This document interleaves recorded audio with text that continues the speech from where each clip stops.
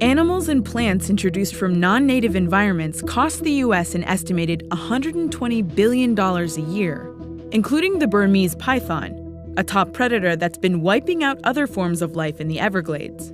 But one local agency is fighting back by unleashing an even deadlier force: Floridians.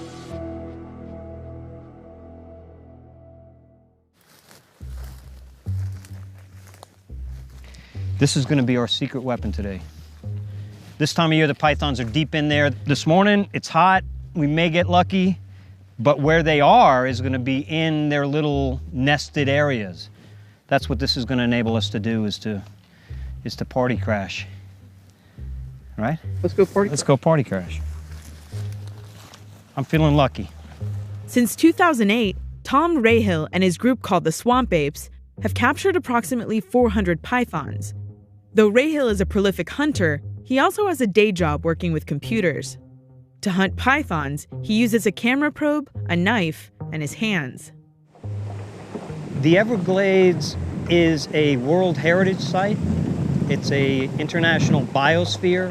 To get to that point very clearly shows that it has a uniqueness unto the world.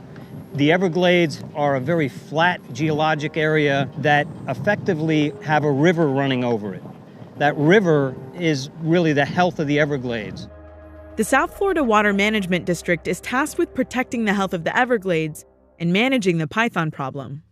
They were first found in the 1980s in the Everglades, but really became a problem after Hurricane Andrew, when several pet facilities were destroyed, and also people were buying these snakes and keeping them in their houses, and eventually they become too big to maintain.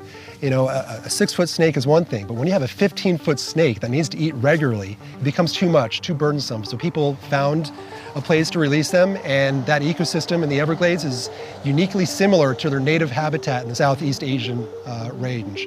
Since 2000, the Everglades National Parks has seen a massive decrease in raccoon, possum, bobcat, and rabbit populations.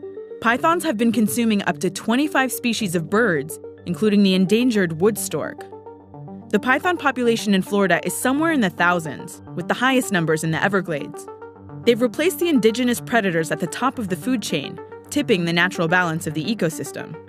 Back in March of 2017, the Water Management District Governing Board charged us with creating an incentive program to essentially pay for 25 highly trained people to go out and remove as many pythons as possible. And that's what we have here today. The pythons have made a significant impact, a negative impact on the health of the ecosystem. It throws off the entire ecosystem. After hours of searching, Rahill and his team spotted signs of a python. What is that down in there? See that? Oh, it's a big shed, man. It's the skin of a python that's grown out of its old skin. So it comes from the head, and then the tail is the last thing to go. So the position of the tail, the snake was going that way. Just come here. Yeah, that's something moving. All right, everybody ready? Easy, easy, easy, easy. Right underneath me. Oh, God almighty.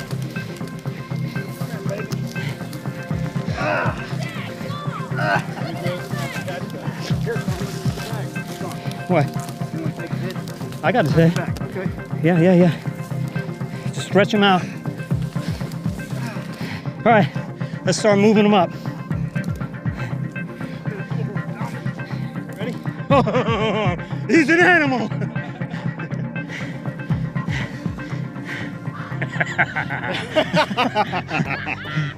Group hug. I love the smell of humans in the morning. She's starting to hiss. Beautiful animal, but you gotta go. We love these Everglades, and it's just a shame. It's gotta go.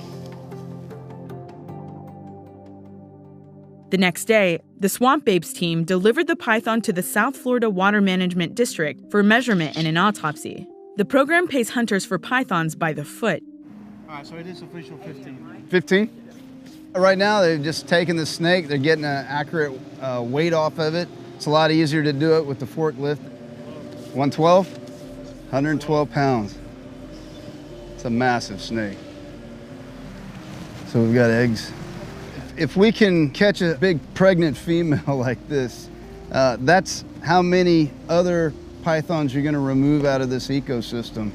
Every one of these represents a whole population of wading birds and small mammals that we're actually saving by doing this project. So 61 eggs. So we got 62 pythons out of the environment.